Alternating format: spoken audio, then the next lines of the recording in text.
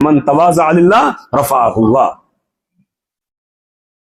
حضرت شیخ الہند شیخ محمود حسن رحمہ اللہ رحمتاً واسعہ کا آپ نے نام سنا ہوگا، جنہوں نے بڑی قربانیاں پیش کی اور جیل کاٹی، اور جیل کے اندر انہوں نے قرآن پاک کا ترجمہ لکھا ہے.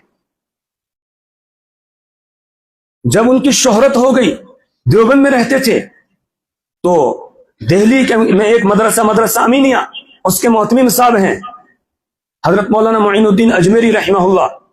تو ان کے دل میں یہ بات آئی کہ میں جاؤں گا دیوبند اور جا کر میں حضرت شیخ الہند رحمہ اللہ سے ملاقات کروں گا، ان سے دعا کراؤں گا. لیکن پہچانتے نہیں تھے. آج کا یہ واٹس ایپ والا زمانہ تو تھا نہیں کہ بس ویڈیو بن گئی اور پھر اپلوڈ ہو گئی اور پھر سب کو پتا چل گیا یہ کون ہے. تو پہچانتے نہیں تھے. دیوبند پہنچے اور دوپہر کے وقت میں پہنچے. کسی سے پوچھا مجھے شیخ الہند سے ملنا ہے، تو انہوں نے ان کے گھر کا پتہ بتا دیا، فلانی جگہ یہاں پر وہ محلے میں رہتے ہیں. پہنچے، جا کے دروازہ کھٹکھٹایا تو اندر سے ایک آدمی نکلا، لنگی پہنی ہوئی، اوپر سے بنیان پہنی ہے. دروازہ کھولا، کہا کیا مسئلہ ہے، کیوں آئے ہیں؟ تو اس آنے والے نے یہ کہا کہ مجھے شیخ الہند سے ملاقات کرنی ہے، ان سے ملاقات ہو جائے گی؟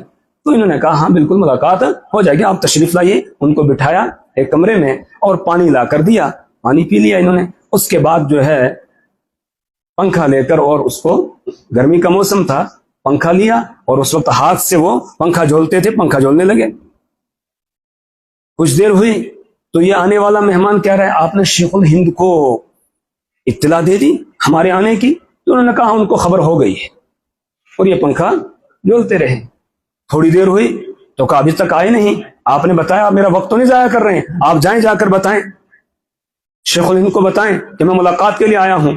تو اب انہوں نے یہ کہا کہ شیخ الہند کو تو میں جانتا نہیں ہوں، البتہ محمود حسن مجھ ناچیز کو ہی کہا جاتا ہے. شیخ الہند کو تو میں جانتا نہیں ہوں، البتہ محمود حسن مجھ ناچیز کو ہی کہا جاتا ہے. اب ان کے جو ہے وہ ایک دم ہوش ٹھکانے آ گئے، وہ بالکل سنبھل کے بیٹھ گئے. یہ تواضع تھی ہمارے بزرگوں کی.